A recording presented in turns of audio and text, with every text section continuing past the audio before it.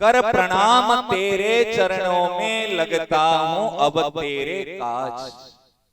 ये बड़ी बात है। पहले प्रणाम, प्रणाम ही शरणागति है, प्रणाम में ही भाग्य परिवर्तन हो जाता है।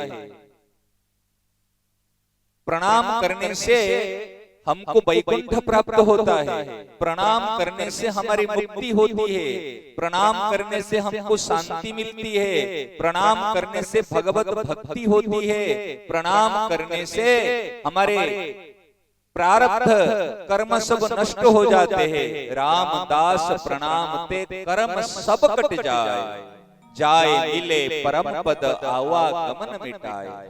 प्रणाम सर्वदेव नमस्कारम गोविंदम प्रतिगच्छति। हम किसी को भी प्रणाम करते, सारे प्रणाम कौन लेता है? आकाशात पतितम तोयम, आकाश से जितने भी जल बरसते हैं सब कहां जाते हैं? नद नदी में हो करके समुद्र में जाते हैं। ऐसे हम किसी को भी प्रणाम करेंगे, सारे प्रणाम के भोक्ता कौन है? भगवान हैं। मां को प्रणाम करेंगे, भाई को प्रणाम करेंगे, किसी को भी प्रणाम करेंगे, प्रणाम करने से भगवान उसी प्रणाम को स्वीकार करते हैं। एक प्रणाम करना आ जाए।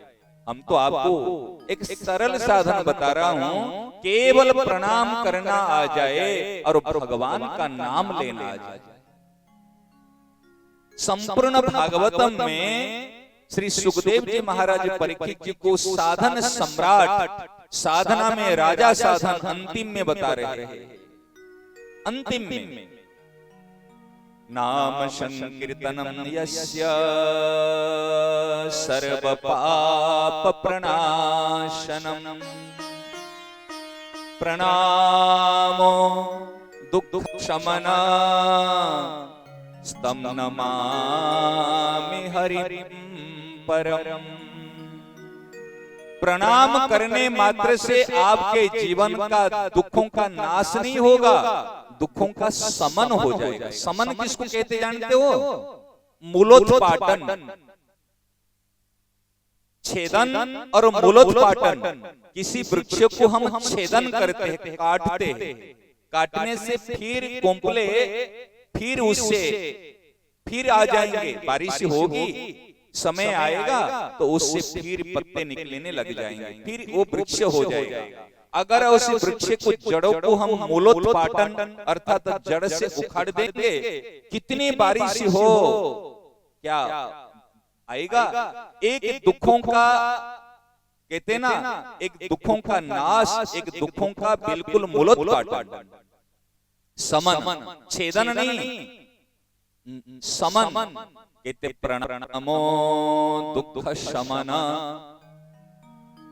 सच बात बता रहा हूं, यदि केवल हमको प्रणाम करना आ जाए। मंत्र में क्या है? ओम नमः शिवाय, ओम नमो भगवते वासुदेवाय। ये क्या है? भगवान वासुदेव को मेरा प्रणाम है, शंकर भगवान को मेरा प्रणाम है। गणेशाय नमः। हम जो हवन करते हैं, आहुति देते हैं, इदम वरुणाय नमः, ये वरुण देवता को है, इंद्र को है, उनके लिए है, न मम, मेरे लिए नहीं है। इसलिए प्रणाम दुख शमन। प्रणाम करने मात्र से हमारा दुख मूलोत्पाटन हो जाएगा। स्तम नमामि हरिं परम। ऐसे परम जो परमात्मा हरि है उनको हम नमस्कार करते हैं। एकोपि कृष्णस्य कृतो प्रणाम। कोई अगर एक कृष्ण भगवान को प्रणाम करता है, 10 अश्वमेध यज्ञ करने से जो फल प्राप्त नहीं होता, केवल कृष्ण प्रणाम करने से वो फल प्राप्त हो जाएगा। प्रणाम का मूल्य हम समझ नहीं पाएंगे। 10,000 अश्वमेध यज्ञ करने वाला फिर इस संसार में जन्म लेकर आ सकता है, परंतु कृष्ण को, बड़ों को प्रणाम करने वाला फिर दोबारा संसार में नहीं आएगा, फिर उसका पुनर्जन्म नहीं होगा। इसलिए मेरी बात मान लो, बड़ी ऊंची ऊंची बात आप समझ नहीं पाओगे और सुन भी लोगे तो कर नहीं पाओगे। तो कम से कम दो चीज को ध्यान रखना है, एक भगवान का नाम और एक प्रणाम।